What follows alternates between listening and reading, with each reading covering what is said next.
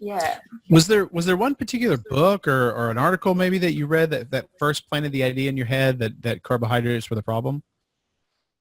Yeah, it definitely would have to be the lecturer that I had at the University of Sydney, who I learned more about him. His name is Dr. Kieran Rooney, and he is now my PhD supervisor, so we've come a long way together.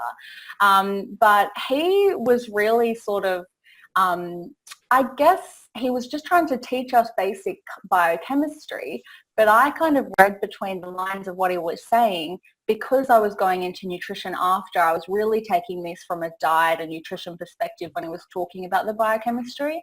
And I think a lot of other people in the room were just like doing it for the exercise side of things, so they didn't really take the nutrition part of it into account. So I went and did some further research on Kieran Rooney and realised he had a lot of talk on low carb down under about the link between sugar and cancer, and fuel utilization and so on and so forth. And he's done a lot of studies into fuel utilization.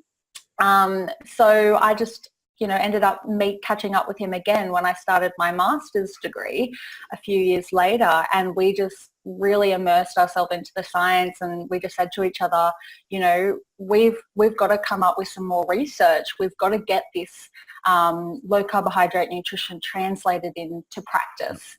And that's, every time we come up with a new idea for a study, whether it's a systematic review or a primary intervention trial for my PhD, the end goal is always like, well, how do we get this translated into practice? Because there's no point doing research and it just sitting in a journal.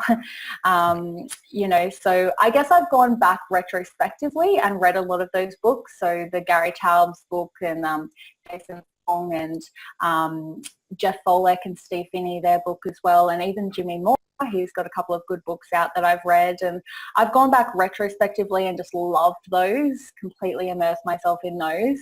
But I'm trying to really be someone who just goes through the literature and uses that, because as a practitioner as well, and especially a dietitian, I need to make sure everything I do is evidence-based.